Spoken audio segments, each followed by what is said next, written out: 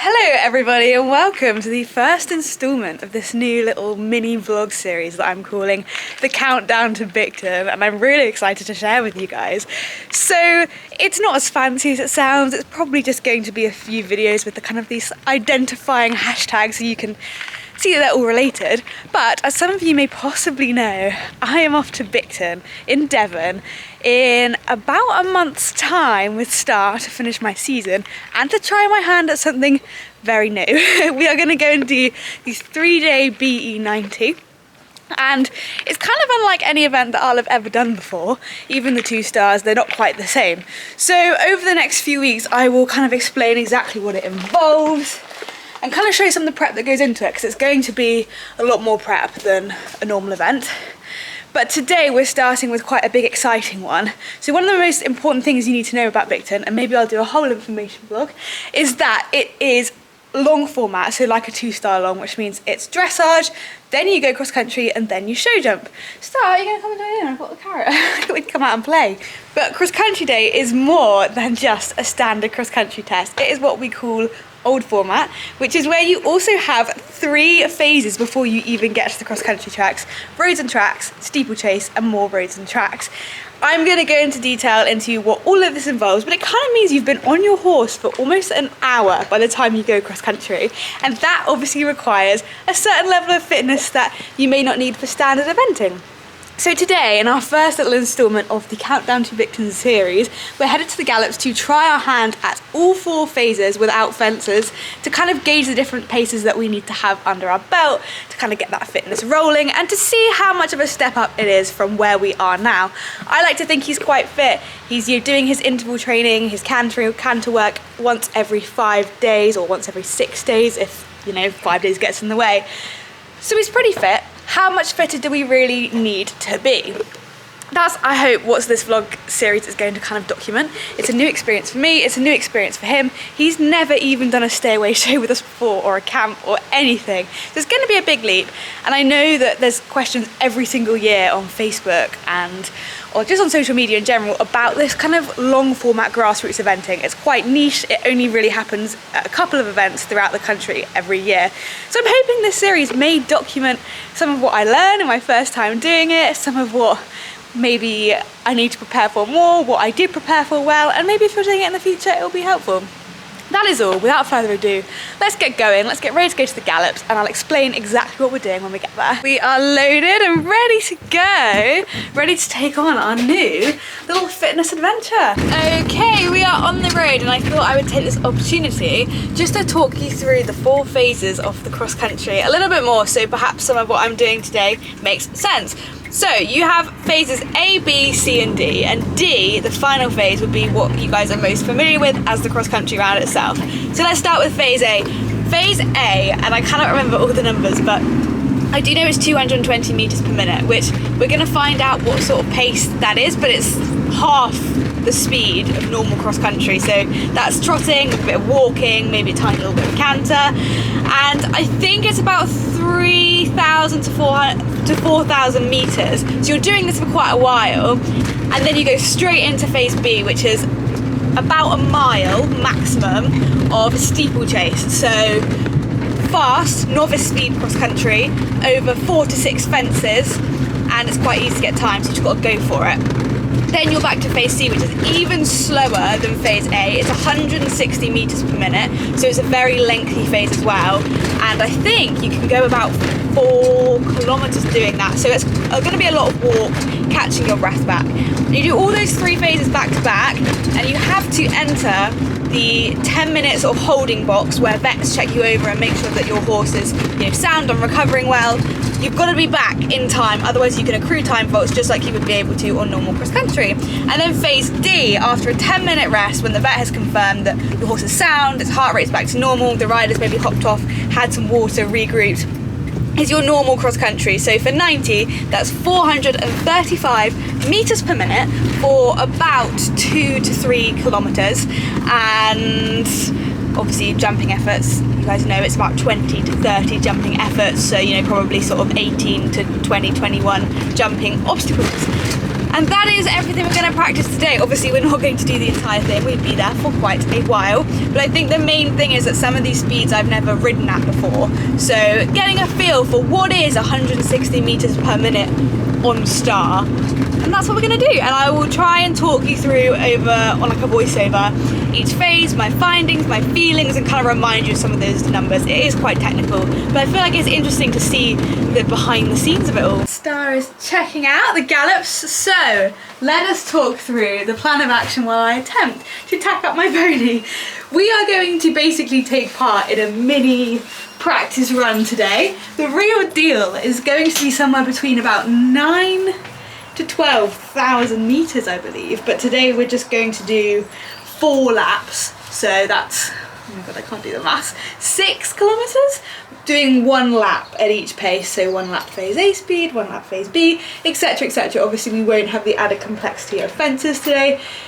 I think, here's my prediction, the biggest challenge is probably going to be phase C, which in theory I think is probably meant to be the easiest phase. It's meant to be the one where you're going 160 meters a minute for the longest time. I think it's something like 4.5 to 6 kilometers maybe, and the average pace would, I'm guessing, be a walk with a few little trots. It's after steeplechase, it gives you time to catch your breath before you go cross country.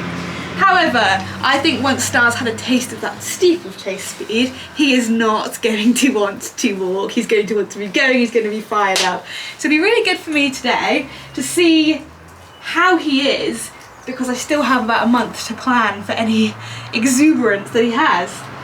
Right, on board, we're going to dive straight into phase A, which is going to be 1 lap in about 7 minutes 19. So I'm anticipating that's going to be walk with a few trots and maybe 1 little canter at the end. For the 2 slower disciplines, I will try and maybe get some footage of him going around on my phone, but Mum will get some footage as well. Let's dive into it, let's see what we make of it. Got my watch on. Practice, make sure I'm accurate.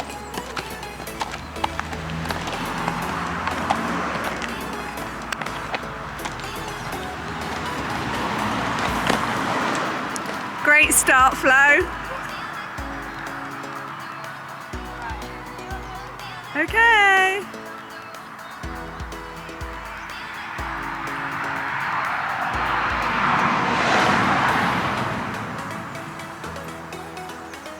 So phase A is your nice little warm-up, and I have to say, of all of the phases, it was the one that surprised me the most. I had not realised how much trotting it would be. For Star, phase A was pretty consistent trotting with just a couple of walk breaks, and that was probably the biggest learning curve for the entire day for me, so it's good to practice.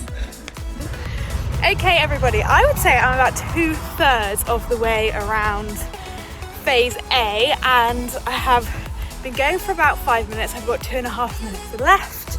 So it's mostly been trot. I've just stopped for a quick walk break. I've always had a tiny little canter, but I actually have been going faster than I thought I was going to be for this phase. I probably don't have that much time to trip.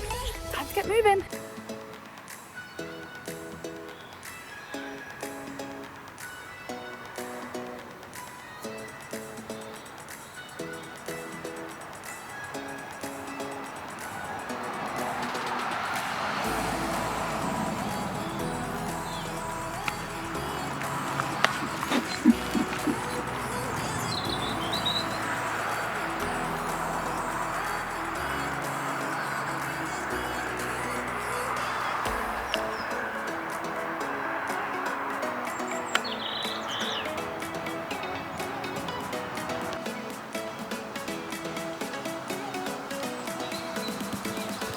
Off at steeplechase pace. Steeplechase phase.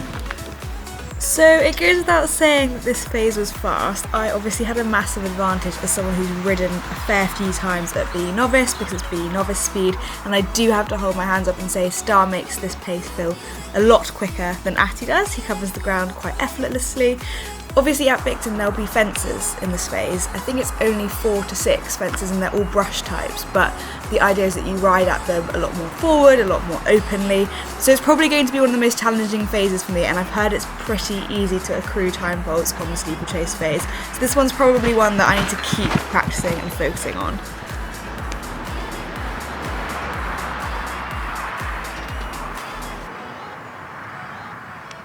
off they go on phase C. So it's going to be probably roughly half walking, half trotting, something like that.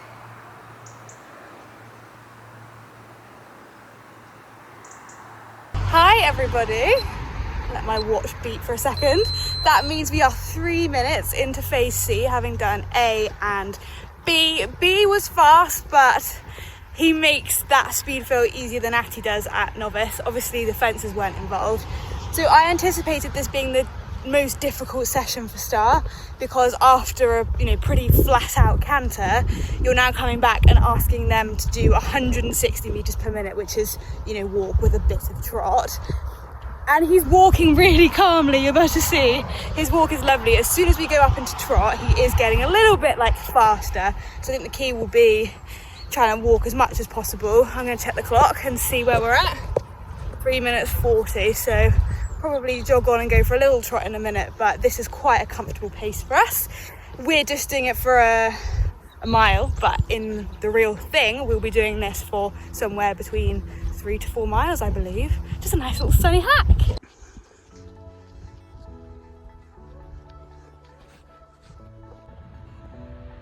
So as you just heard from past Flo there, phase C is by far the longest. It's kind of crazy that it's double the length of a cross-country course, and yet it's just one of the phases within roads and tracks.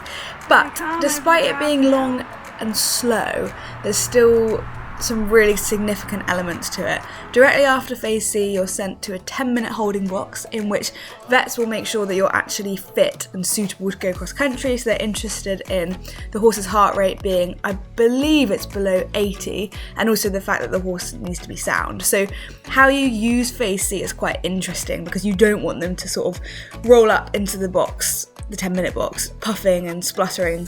You want to use this time to really regroup and almost be a little bit up on your clock, so that you can afford to walk more in the second half, give them a little bit of a breather. So obviously cross country is what you're here to do, and we haven't even got to that stage yet.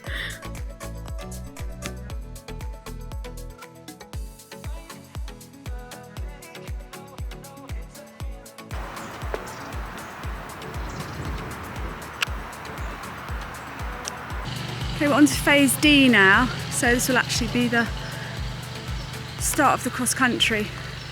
So Flo's going to go round a lap at 90 speed, and then add on a bit more for fitness. Right, I'll see you in 3.5 minutes. And finally, phase D, the one you're all probably familiar with because it would be cross country, so obviously you'd have quite a few jumping efforts in this phase.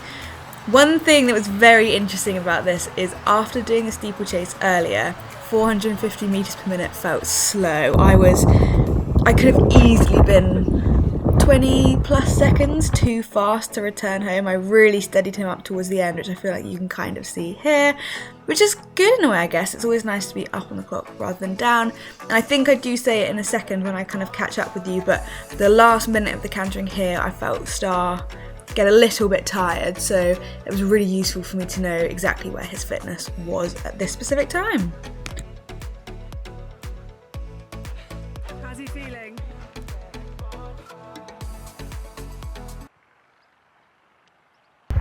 Okay, final update from the gallops. Phase D is done. Obviously that would be cross country, so I had to be 90 speed, I had to do 1 mile in 3 minutes and 34 seconds. Now we came in about 10 seconds early for that, which obviously is fine, because in your optimum time you're allowed to be up to 15 seconds early, you just can't be late. And I did steady up a little bit too much at the end, like I obviously set off too fast, but no fences like there would be in cross country, so I actually don't think that's a bad place to be at all. I then did keep cantering for another 1.5 minutes just to make sure we've sort of practiced the length of a cross country course, and I'd say the last minute is what got him tiredness. That's when I felt him, his breathing got heavier, his neck got a little bit longer and lower, so that's really good for me to know where we're at with the fitness, and the fitness needs to continue to increase. But he's now walking off, he's being very well behaved, and I'm sure I will have a proper debrief with you either later or in the lorry, but we're all done. Bit tired, Star. Someone's worked hard. You or him? Both of us, I think. I feel like my legs. Need to hit the gym flow. Look how sweaty I look. I had to work rather hard, but there we go, done. Frozen tracks practice, and how useful was that? Sort of experience what it feels like to go at each of the 4 paces. I'd say nothing really came as a surprise with the exception of phase A, which was more trotting than I thought. I thought it would be more walk, less trot, but actually after he had gone and done a steeplechase and then we went into phase C, his trot was much more big and more open because he had been for a canter and he was kind of more excited, and I think that is probably what he will be more like at Bicton, because obviously Bicton will have the atmosphere, the commentary, etc, etc. So yes, enjoyed that. I thought it was very useful. I think I need to be a bit fitter as a rider, so maybe there's a few runs on the cars. And look, he's like, don't talk to me, I'm tired. And I think he found some of that quite hard work. But yes, the first video of my little countdown to Bicton series is complete. I hope you guys enjoyed it. I don't know what else is to come yet. Maybe there'll be some of my fitness. Maybe there will be some of his jumping, some of his flat work. I don't know. We'll just see what comes up. And this is probably the only one of the Countdown to Bicton series that you'll see at home, because I'm headed back to uni very, very soon, which is exciting. So yes, more to come. Hope you enjoyed. Give a big thumbs up, subscribe, and I'll see you very, very soon. Bye.